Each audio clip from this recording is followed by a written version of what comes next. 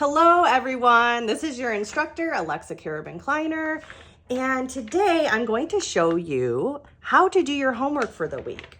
This assignment is called the Grayscale Exercise, and it's a warm-up that will help you practice shading, test your pencils, and prepare for adding value to your still life drawings.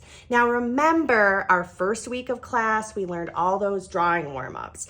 Contour, line practice, gesture, all of those exercises are used to awaken the right side of your brain and also make that connection happen between your brain and your hand, the motor skills. And their third purpose is to test the materials, test the capabilities of the materials. So the point of today's exercise is to see what we can get value-wise out of each drawing material we're going to use. Now, today we're going to use graphite, which is probably what most of you are going to use for our next still life, but you can also do this exercise with a charcoal, and you can do it with line work using pen and nib and all that kind of stuff too. But for today's homework, I suggest using the 4 pencils that we were given. So you'll need your 4 pencils, you'll need your sketchbook or a piece of paper, and you'll need your pencil sharpener. First of all, before we begin, I noticed a lot of you are struggling to sharpen your pencils. So because they're softer, they tend to break off, and then you're like, oh no, and you keep sharpening and they get shorter and shorter. So how you sharpen these pencils is you put them in very lightly. You don't want to jam them in or they will break, okay? So you just put them in very lightly. You don't want to smush the tip into the, the crevice there, the tightest angle.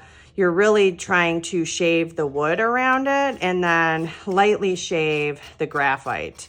So just very lightly place it in like it's a very light touch, okay? And so we sharpen our pencils before this exercise because you will use a different hand technique where you're drawing from the side here. So you're really trying to hit. So you want the longest length of graphite that you can get. Okay, now that we have a nice sharp pencil, we're ready to begin shading technique. I switched up my paper because this is closer to what you'll be using in your sketchbooks, and it's important for you to see what it should look like. So I have my nice sharp pencil. When we draw a line, we're used to choking up on the pencil and drawing how we write, okay? So, you create line like that. When we shade, we're going to go towards the other end of the pencil, so you want to put your hand more towards this end. You can do the very tip, but you'll find yourself creeping up. The important thing is that this part rests on the paper because we really want where you have the most lead or graphite on the paper. You don't want to shade with the tip of your pencil. You're trying to get this to shade, okay? So how it works is you're gonna choke up on your pencil, and you don't wanna firmly press and have that wood because you're gonna be fighting it. And if you can see, the blue of the wood is on there. It's more of like maybe a 45-degree angle where you're resting kind of up. And again, I repeat this over and over again, start out light and go darker. And you'll go in a circular motion like this, and then add value, build it up. And you can see how we can go light and kind of build up, build up, build up, build up, build up, build up. And we're not drawing like scrapey lines into it. We're really truly shading. There's no line involved in this. Now, if we press too hard, it'll look like that. We don't want that, okay? We don't want this. We don't want cross-hatching for this project, okay? This is okay in some respects, but for this project, we're shading. So I really need you to practice how to lightly use those circular motions and then build the value up. So the more you build up, the darker it becomes. We can blend over that line I made. And then how you could further blend once you've done it as dark as you can is you can take a blending stick and actually blend the value. So I don't have a blending stick with me right now, but if you wanted to like really blur it together, you could. So this is the capabilities of the pencil that I'm using right now. So this is the first step. You know how I always say before you start a project, have that blank sketch book, you know, that blank page in your sketchbook. And I want you to practice just making that circular motion and building up value and making it even. So we're not doing this, we're doing it lightly and we're building it up, and it's got that very smooth, even look, okay? And the other thing with shading and adding value, to get darker values, you can go over. So I'm not cross-hatching, but I am drawing these lines over, similar to a crosshatch, but I want an even blend. I don't want to see the lines in there. And we're just building on top to add value. And it takes time. You have to be patient. You can go over. And again, the harder you press, the darker it becomes. But you want to always start light because it's harder to go backwards. With graphite, you can erase it, but it never really looks the same. So just be careful about that, and always, even in painting, you always work light to dark. Okay? Okay, so that's our first step. And now we'll scrap this paper. So now we're moving on to the second part of this exercise, which is the actual grayscale exercise. So I'm going to write grayscale exercise. The first step of this exercise is to draw a big rectangle. Do it fully across your sketchbook. I want you to have fairly big areas to practice the shading method, because the more you do it, the easier it will become, and it will prepare you for our still life next week, okay? So we have our big rectangle, and now I'm going to draw 8 more rectangles within this rectangle. These don't have to be perfect. You don't have to use a ruler. They just have to be general. So we have 3, 4, 5, 6, 7, 8.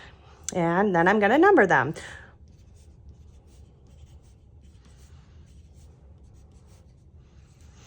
And the other thing you want to label when you do this is which pencil you're using. So you can find the type of pencil written on there. This is a 3B.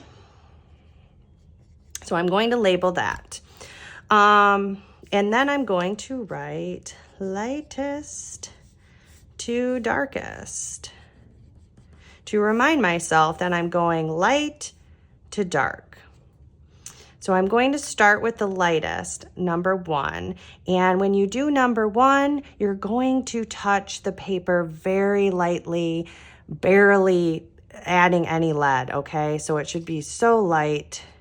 It's almost difficult to do it, and work slow, okay? And again, use that circular motion to create an even shade. Don't like how that one, okay. And now we do the darkest dark. So you go light to dark, and this one we're going to press as hard as possible, because we're seeing the capabilities of our drawing material. So I know when I use this 3B pencil, what I'm able to achieve with it. And with the 8, you're allowed to go over it multiple times, because that's really how you add value, And we want it to be super dark because we have 6 more values to go in between this. So get it as dark as you can. Okay, and now I'm going to go back to 2, and I'm going to add pressure as I move to the darkest. So remember that circular motion. I'm adding more pressure than I did in the first one, but I don't want to be out of control because we have all those other values to achieve. Okay.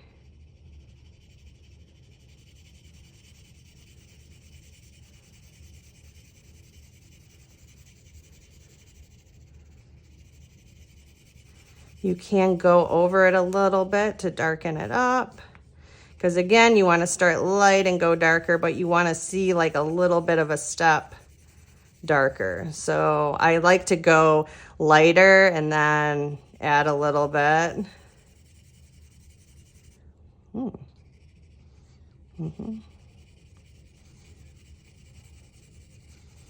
Work slow. I work a little quicker when I do these demos just because, you know, I want you guys to get to it, but I really want you guys work slow and develop the, you know, how you're going to hold your pencil and everything and keeping it even. So, okay.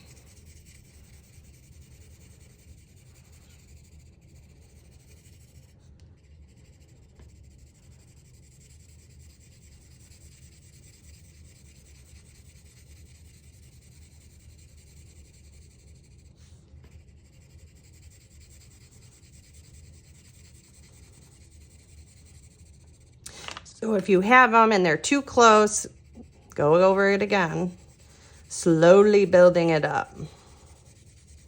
Because that's what you'll do when you're shading in your still life. And then we have one, we look, identify, where is that gonna fall? Pretty dark.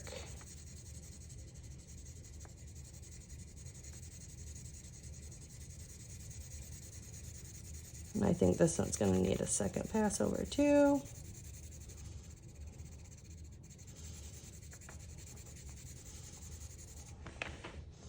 And your hand will get tired. So take a little break in between, stretch your fingers. There we go, that's what it should look like. So I want you to do this for each of your 4 pencils that you have. And so they should take up half a page in your sketchbook, so 2 pages. And then if you choose to use charcoal, you can do this technique with charcoal. You can do this technique using line work with pen and nib. But to prepare for the still life next week, I want you to do one for each of your pencils. Tips for success. Remember to tilt your pencil and shade with the side of the lead, not just the point. This helps you get smooth, even coverage. Work in one direction only, so I went left to right. And keep your shading smooth and even. I don't wanna see all those lines and cross hatches, no more of that. And remember, pressure is key. For the lighter boxes, use a very light touch, and as you move darker, apply more pressure until you reach the maximum darkness. You are allowed to go over areas more than once to achieve that darkest dark, and in between, if you draw 2 rectangles and they look too similar, you can go back over, and that's really good practice because that's how we achieve gradation and value when we're using graphite. So yeah, good luck. Let me know if you guys have any questions, and have a great day.